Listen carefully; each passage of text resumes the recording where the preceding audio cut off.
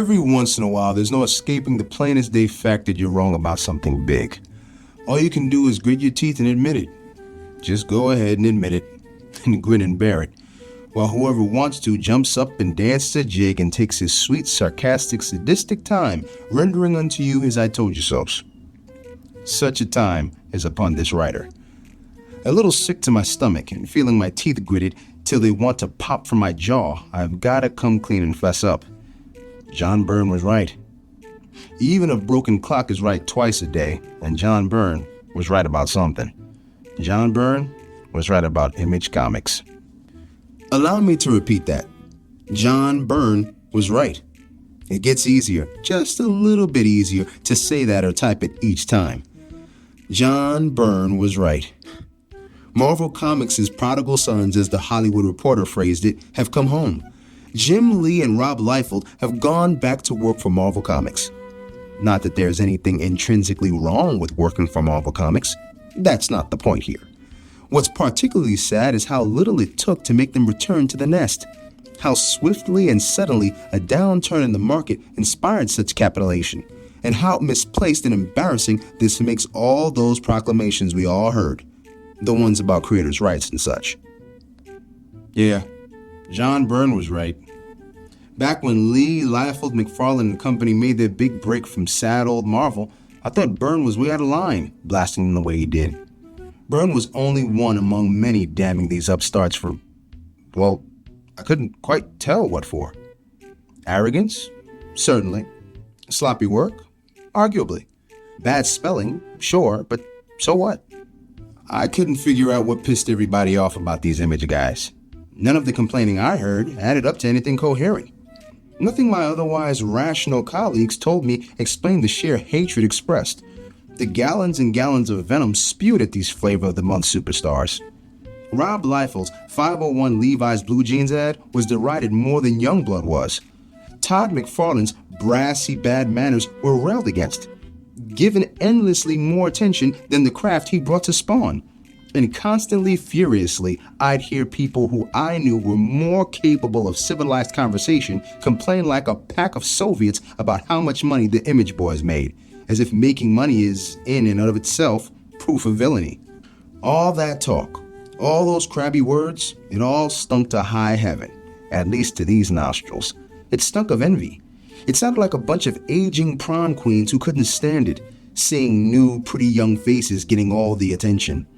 Insults to their work and the character of the artists themselves flew all over the place. Ugliest was the bad joke that became the standard of Image bashers. They want to be Marvel in the worst way. It went. Its punchline obvious. Little did I know how precise a critique of Image Comics that would turn out to be. Back before I realized that John Byrne was right, I sounded off in defense of Image in a speech delivered June 12, 1994. But still, the old fearful mindset persists, and never has it been more shamelessly displayed than in the resentment and hatred that's been aimed at Image Comics. For decades, rotten business practices caused a steady, slow brain drain, driving talent away one by one. One by one. Each individual artist or writer more or less replaceable. There were always new kids to come along to feed the machine. Then along came Ringmaster, Todd McFarlane and his amazing friends. Instant millionaires, I'm told. Their popularity at a fever pitch. They had it made. They had money. They had fame. They had no reason to leave. Except that they were smart enough to realize that the best you can get under work for hire is the status of a well-paid servant. So they left. Brilliantly. They left all at once. Consider this. Todd McFarlane and his pals turned their back on guaranteed wealth, guaranteed fame. They risked all of that on something that had never been tried before. An imprint that represented a group of artists rather than a bankroll. And it was a gamble. It never seems that way when a gamble works out, but I'm sure Todd and Jim Lee and Rob Liefeld each had long nights when they wondered if they'd made the biggest mistake of their lives. They gambled and won. They shattered the work-made-for-hire mentality, showing how unnecessary it is. Even more surprisingly, they broke Marvel's stranglehold on the marketplace. The kids went with them. Even before the going got tough, well before the market went sour, the image bashers were having a field day, pointing out how several of these guys who seemed to have broken the old system had proceeded to set up assembly line operations of their own, to the near exclusion of actually drawing any comic books themselves. It reached the point where actually getting one's hands dirty with ink seemed to merit a press release, as did not getting one's hands dirty, what most of us would call a disruption in our work schedule, was pronounced a sabbatical. A promise of a productive year was likewise recast as a call to arms. Please, words do have meaning. And exactly as long as the kids went with them, exactly as long as the falsely inflated comic book marketplace was a great fat cash cow, bold statements flew about creators' rights and respect. But when the sales went south, so did the rhetoric. Okay, we're all capable of getting a little full of ourselves, and anybody can write a silly press release on a bad day. Perhaps this surrender to Marvel is intended as a tactical retreat of some kind. If so, it is a poorly conceived one. Instead of grabbing a passing piece of driftwood to stay afloat, they've clambered to the deck of the Titanic.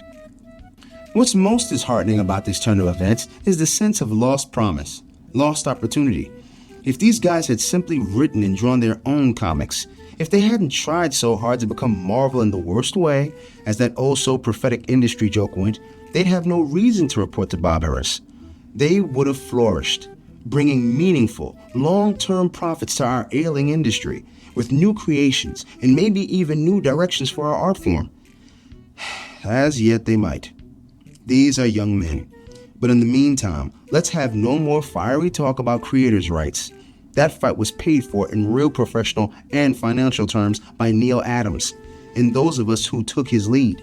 And it was largely won before any of them showed up. They went off on their own to show what they could do, and they have succeeded fantastically, said Stan Lee in Marvel's jubilant press release, announcing Jim Lee and Rob Liefeld's return to Marvel Comics. But they and we have seen the light. Indeed they have. But it's an old, nearly burned out light, sputtering and blinking, an old lamp of no use to anybody, a rusty old piece of equipment that those of us with younger spirits and higher aspirations need no longer follow.